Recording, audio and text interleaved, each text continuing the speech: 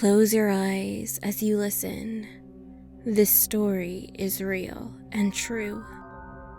And what you're about to hear is a story where I'd like you to imagine yourself as the main character. Now, take a deep breath and relax. Haunted Christian Camp. Written by Little of Luna and narrated by me, merrilymaryVO. Every other year, my church and the other sister churches spread across the U.S. hold a youth Christian camp in Chicago, Illinois, on a beautiful campus.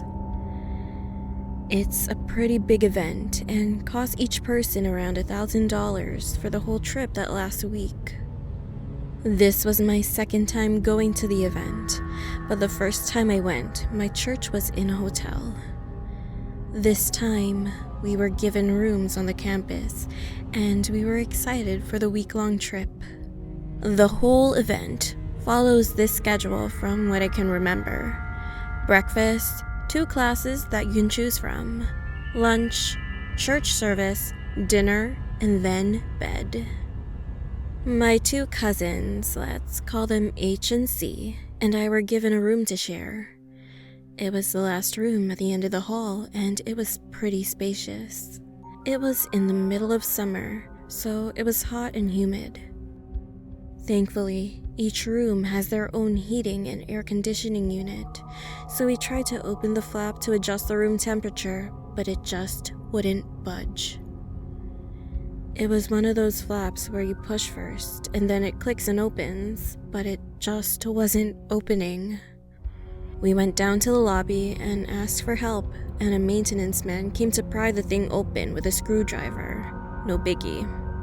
We turned on the air conditioning so the room could be cool when we came back, and then got dressed to go to the church service.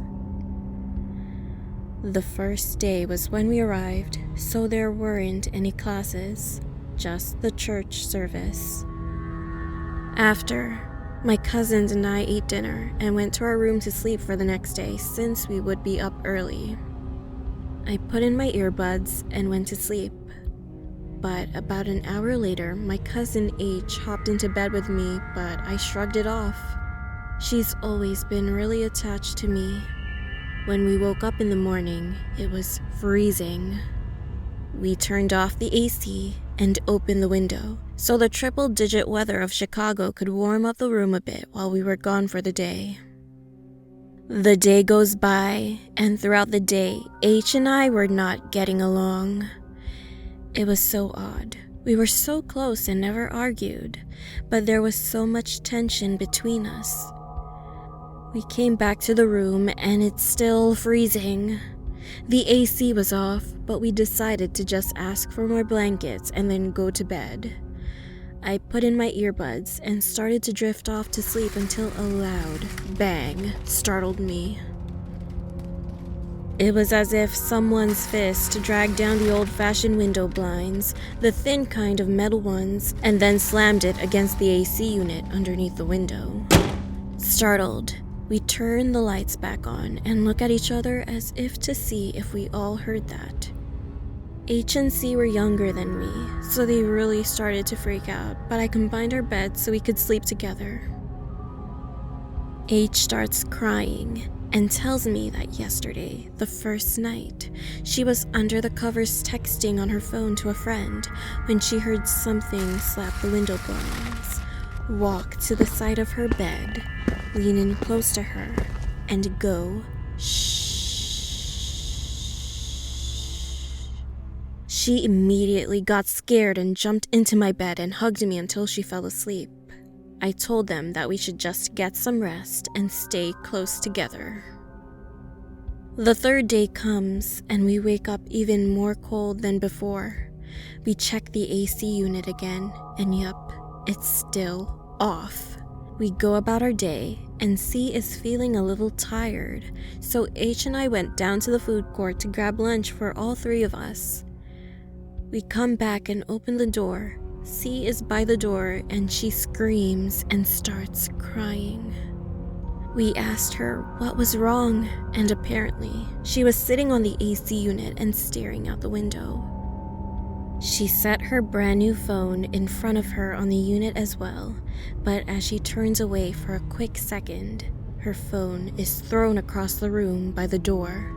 She slowly walked to it to pick it up, and that's when we opened the door. I told them we should eat downstairs, and then before service, we will tell our chaperone, who is like a close uncle to us. As people were walking into the auditorium, I pulled him to the side and we told him everything that had been happening to us. He tells us that he will tell the pastors that gathered with us and to attend the service. After service, we head to our room and get dressed in our PJs. We can't sleep.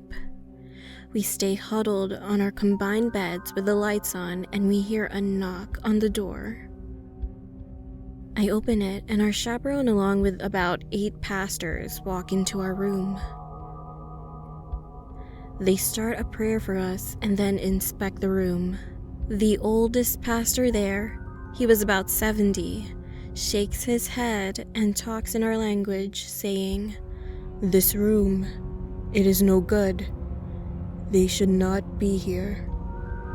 I asked the pastor how this could be happening to us at a Christian camp, and he stared at me and told me, "It doesn't matter where you are, the devil hides everywhere." They watched us gather our things, and then we bunked with the 3 girls next door who were also from our youth. Nobody told them anything, but they were nice and said it wasn't a problem. One of the girls laughed. "It might get too hot in here though. There was just 3 of us here and the room just never cooled down no matter how cold we put the AC down to."